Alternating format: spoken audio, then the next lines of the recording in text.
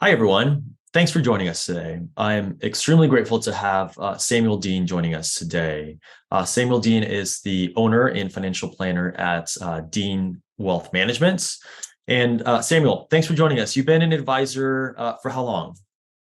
Thanks for having me. I've been an advisor for 4 years. Next June will make it five. Awesome. Awesome. What I wanted to get out of this video today, Samuel, is we get questions often around advisors wanting to learn more about how are other advisors having success? And I think more importantly, what is the impact that they're having in implementing estate planning? Maybe it's through trust and will, even an attorney, whatever the case might be. But one, why is estate planning such a big priority in your practice? Yeah, I think, as millennials, we tend to focus and talk a lot about what we need to do to build wealth and very little, if not anything, about what we need to do to protect that wealth. And so, when I have conversations with clients, many of it starts with like, hey, do I need an estate plan? Is my net worth high enough to have an estate plan? I don't have any kids, so I don't think, a will is super important right now. And I think it's really just about, initially at least, it's really just about breaking down the myths behind estate planning, right? Like you don't need to have kids to have an estate plan. You don't need to be a millionaire to have an estate plan. You just kind of need to be alive and want to be able to protect your assets, right? I think when you think about estate planning, I like to describe it as sort of a roadmap for making sure that, your wishes are carried out when you pass away, or in the event that you're unable to make decisions for yourself, right? So, Absolutely. and even when we get to folks who are a little bit more higher net worth, besides making sure your assets get to the people that you choose, estate planning can really help minimize income, gift, and estate taxes. And so, without an estate plan, and specifically a will, as you know, the laws of your state will determine what happens to your assets and your possessions, and the courts will decide who will get custody of your children and your pets and those sorts of things. And so, when we're talking about financial planning, I think it'd be a little bit irresponsible to kind of ignore this entire area of personal finance. And so Yeah. that's why I think it's important. It's actually one of the first things or the first areas, I should say, of financial planning that my clients and I kind of just take a look at and talk about. And then we kind of build the plan and go from there. I love that, Samuel. And we'll talk a little bit more about like actionable steps that you typically have with your clients. But in general, when a client goes through the process of completing the estate plan via trust and will, or maybe an attorney, what is the general feedback that you get from a client that says, I got this done and I'm having my second kid and I'm going to make an update? Like, what does that look like? If I can sum it up into a few words, I would say that I've actually had quite a few clients say something along the lines of, "Man, I'm so happy that I can sleep at night knowing that if something happens to me, I don't need to worry about my family, or my family is going to be taken care of, and so forth." And I think, being able to provide that type of peace of mind, is it's crucial to the advisor-client relationship, and it's one of the cornerstones to building trust and building a trusting relationship. And so, I think it's super important. Yeah. And I love that you pointed out the peace of mind aspect of it, because I think at the end of the day, it's great for us to have a plan for retirement and college planning. Absolutely. Like super important. But also like it's a peace of mind that knowing that like, our family and our loved ones would be taken care of. So what I want to move forward to here in the next 3 to 5 minutes are some actionable steps that you're currently doing. Because Samuel, ever since you started working with us, which we really appreciate, your belief in our mission, you've had great success. So I'm a new client and I'm starting to work with you, Samuel. When and how do you start talking about estate planning? And also, something that we get a lot of questions from advisors on is it's hard for me to get a client to take action. So I'd be curious to see how are you providing the education and accountability to ensure that your clients are actually starting and completing the plan. Yeah. Great question. And I hope I don't go, just talking my mouth away.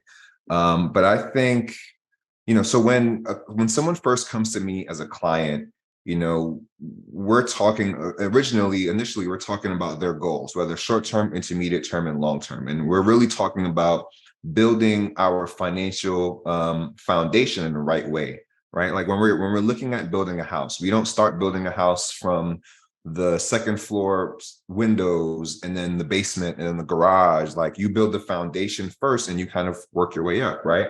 And so I look at building your financial foundation in the same way that we first have to look at like cash flow, right? Like making sure you know what's going in, what's coming out, right? We have to make sure we're taking a look at risk management and then estate planning. For me, those are the core three things that I want to look at first, because I want to know that, you're not spending more than you're earning, and that if something were to happen to you tomorrow, which we cannot control, you have a plan in place for your family. And that's ideally why we start with those things first. And so, there are plenty of times where clients may want to talk more about investing and maybe taxes and equity compensation, or their companies going public and so forth. But for the most part, I think when you start to talk about the pros and cons of having an estate plan, the different types of documents that are included in an estate plan, clients start to realize like, wow, like this stuff is really important. And so like any business, I think the heart of my firm and my practice is with our operations, right? Our workflows, our processes, and even our automations and things of that nature that we put in place. And so going back to kind of education, I've personally found that Trust and Will has all of the right resources to kind of help me navigate that conversation with clients, right? Like there are times where as advisors, we may get caught up in jargon and speaking in terms and languages that our clients don't understand. Absolutely. But I think Trust and Will takes all of the major concepts and ideas around estate planning and frames it in a way that is very easy to understand and very easy to comprehend. And so, if I'm trying to talk to a client about the importance of a will, I'm just going to Google like, hey, go on Trust and Will and look at, what are the pros and cons of having a will, or what happens if you pass away without a will, or what's the difference between a trust and a will? Because that is a very common question that a lot of clients have. And, once you read through those blogs and, if whether you need to refresh your memory on the content of those things, once you kind of go through that, it's very easy to kind of have a conversation with a client and really educate them on the benefits. And I've never had a client say like, hey, like, I don't need this right now. I don't want this right now. And Samuel, is that typically that education that you're bringing regarding estate planning? Is that part of like one of your first meetings? And is it like a totally separate meeting specifically around estate planning, or is that kind of combined with like your financial planning meeting in general? Because this is, I think, the common question that we get from advisors as well. So my actual process might be a little bit different from other advisors, where each meeting that I have with clients will introduce a certain area of financial planning. And so the first meeting is usually around cash flow. Unless a client has an IPO upcoming or anything urgent, the first meeting is usually around what are your financial goals and what does your cash flow look like? And then we'll work behind the scenes to figure out what we need to do in terms of implementation, whether you need to save X amount to buy a home or so forth. Then we'll do the same thing for insurance and risk management, and then the same thing for estate planning.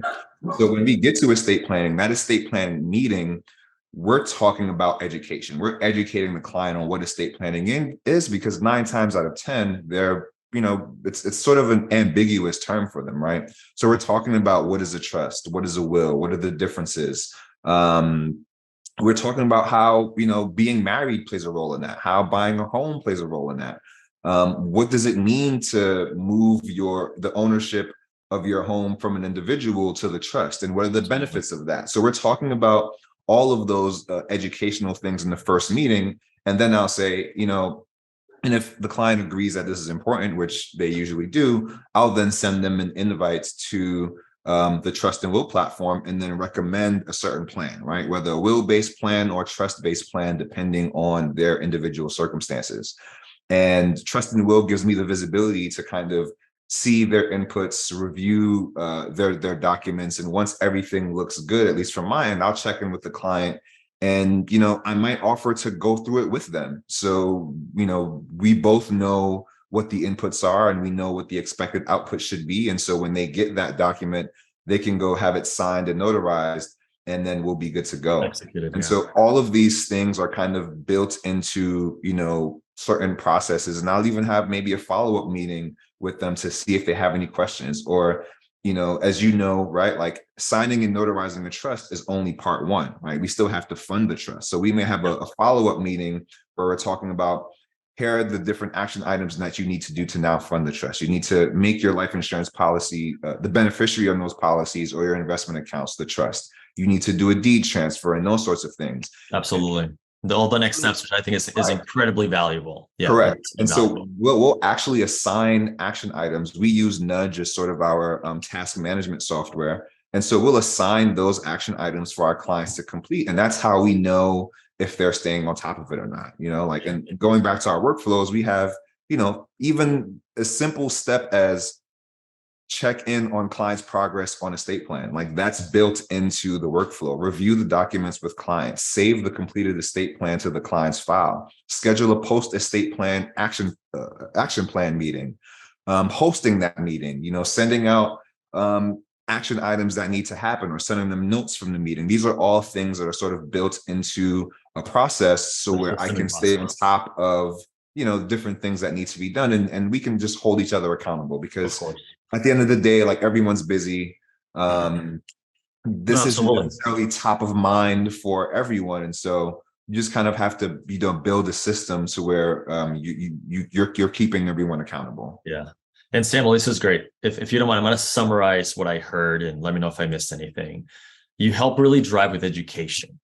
Yes. And estate planning is a big part or section of your financial planning.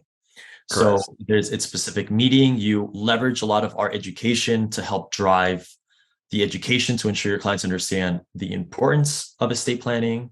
Most commonly, in some cases, what's a trust, what's a will, because I think that's a big blocker for most people. And from there, you provide the education, you send the next steps. It may be the trust and will link, it might be an attorney. And from there, it sounds like you have a really good process internally to ensure that you're following up with your clients. Correct. So with trust and will, the integration with Wealthbox CRM that you use, we let you know as an advisor on when your client starts, when they finish.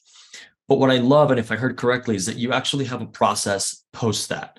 And you want to make sure that your clients are notarizing the documents. If they got a trust, they understand the importance of transferring their home into the name of the trust.